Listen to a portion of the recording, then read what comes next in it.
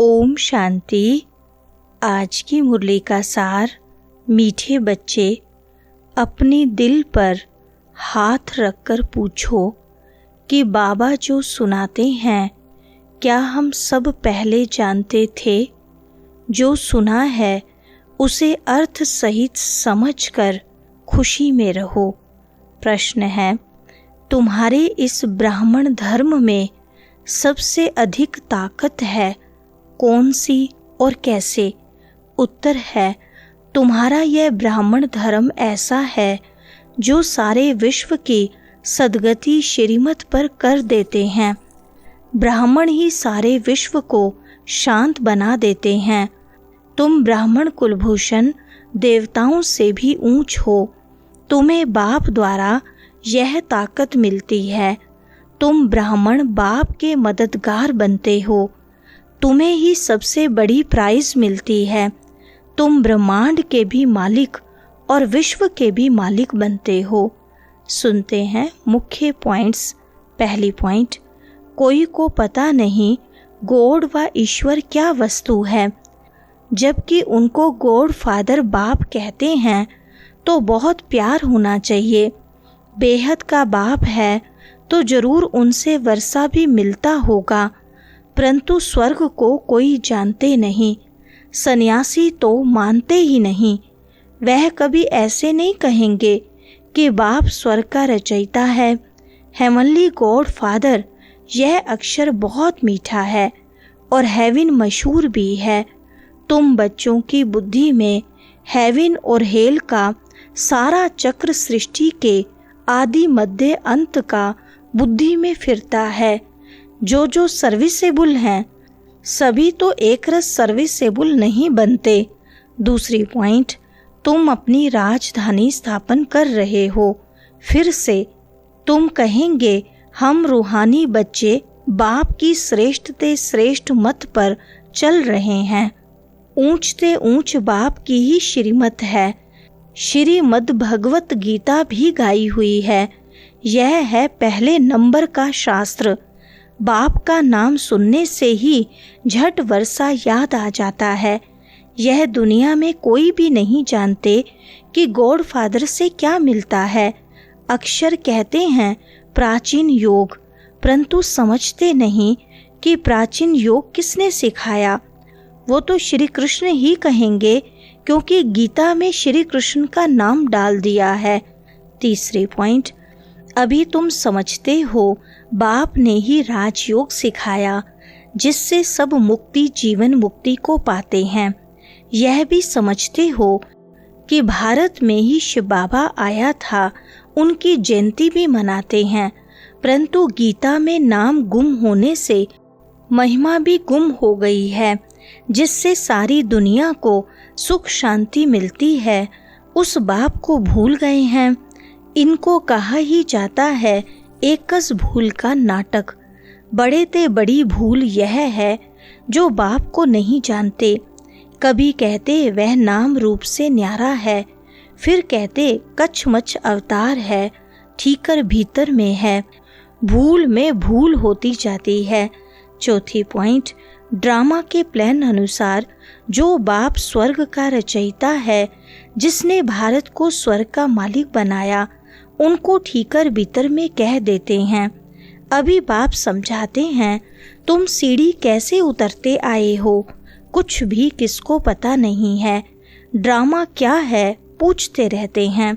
यह दुनिया कब से बनी है, नई सृष्टि कब थी, तो कह देंगे लाखों वर्ष आगे। समझते हैं पुरानी दुनिया में तो अभी बहुत वर्ष पड़े हैं। इसको अज्ञान अंधियारा कहा जाता है। गायन भी है, ज्ञान अंजन सतगुरु दिया, अज्ञान अंधेर विनाश। पांचवी पॉइंट, तुम बच्चों को अब सारी नॉलेज है। तुम हो कितने साधारण अजामिल जैसे पापी। अहिल्याएं कुब्जाएं भीलनियाँ उनको कितना ऊंच बनाते हैं। बाप समझाते हैं तुम क्या से क्या बन गए हो। बाप आकर समझाते हैं पुरानी दुनिया का अब हाल देखो क्या है। तुम जानते हो बाप हमको ऐसा राज्य देते हैं जो हमसे आधा कल्प तक कोई छीन नहीं सकते, तो बच्चों को कितनी खुशी होनी चाहिए। बाप से कितनी बार राज्य लिया है। बाप सत्य है, सत्य शिक्षक भी है, सतगुरु भी है। कब सुना ही नहीं, अभी अर्थ सहित तुम समझते हो।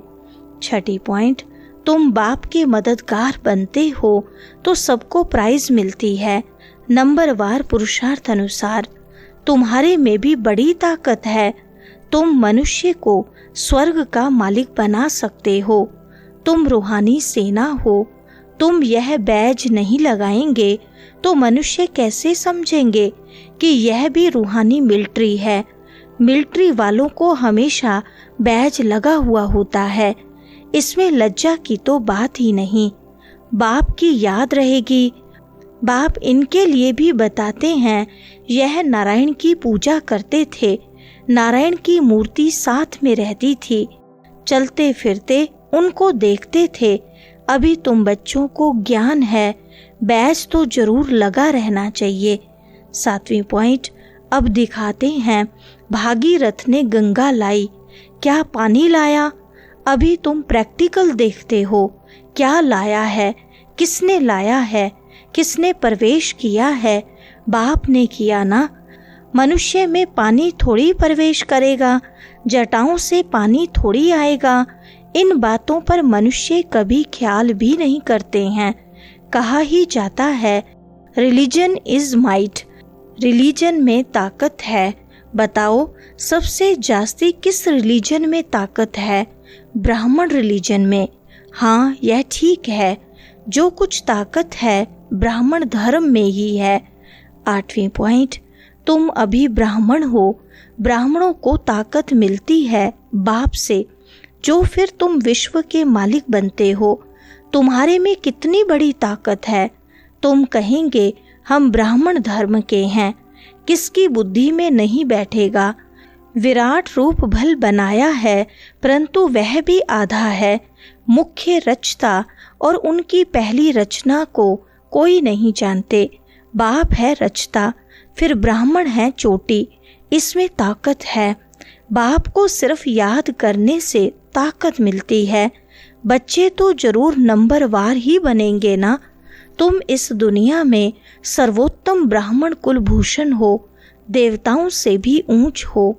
9वीं पॉइंट, ब्राह्मण क्या करते हैं? सारी विश्व को शांत बना देते हैं। तुम्हारा धर्म ऐसा है जो सर्व की सद्गति करते हैं श्रीमत द्वारा। तब बाप कहते हैं, तुमको अपने से भी ऊंच बनाता हूँ। तुम ब्रह्मांड के भी मालिक, विश्व के भी मालिक बनते हो। सारे विश्व पर तुम राजाई करेंगे। अभी गाते हैं ना, भारत हमारा देश है। कभी महिमा के गीत गाते, कभी कहते भारत की क्या हालत है। जानते नहीं कि भारत इतना ऊंच कब था। 10वीं पॉइंट, यहाँ सब कुछ सीखना है। साइंस का हुनर भी फिर वहाँ काम में आता है। यह साइंस भी वहाँ सुख देती है। यहाँ तो इन सब से है अल्पकाल का सुख, वहाँ तुम बच्चों के लिए यह स्थायी सुख हो जाएगा। यहाँ सब सीखना है जो फिर संस्कार ले जाएंगे। कोई नई आत्माएं नहीं आएंगी जो सीखेंगी। यहाँ के बच्चे ही साइंस सीखकर वहाँ चलते हैं, बहुत होशियार हो जाएंगे, सब संस्कार ले जाएंगे, फिर वहाँ काम में आएंगे।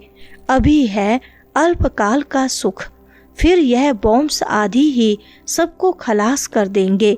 मौत के बगैर शांति का राज्य कैसे हो।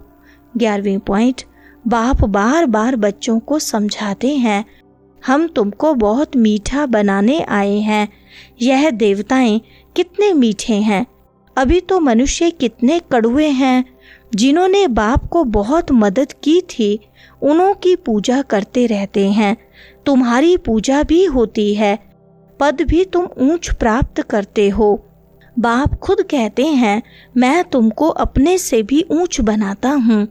ऊंच से ऊंच भगवान की है श्रीमत। गीता में भी श्रीमत मशहूर है। श्री कृष्ण तो इस समय बाप से वर्षा ले रहे हैं। श्री कृष्ण की आत्मा के रथ में बाप ने प्रवेश किया है। कितनी वंडरफुल बात है। वरदान है, खुदाई खिदमतगार की स्मृति द्वारा सहज याद का अनुभव करने वाले सहज योगी भव। विस्तार है, खुदाई खिदमतगार अर्थात जो खुदा व बाप ने खिदमत दी है, उसी सेवा में सदा तत्पर रहने वाले। सदा यही नशा रहे कि हमें स्वयं खुदा ने खिदमत दी है। कार्य करते हुए जिसने कार्य दिया है उसको कभी भूला नहीं जाता। तो कर्मणा सेवा में भी यह स्मृति रहे कि बाप के डायरेक्शन अनुसार कर रहे हैं, तो सहज याद का अनुभव करते सहज योगी बन जाएंगे। स्लोगन है, सदा गोल्डी स्टूडेंट लाइफ की स्मृति रहे तो माया समीप नहीं आ सकती। अच्छा, ओम शांति।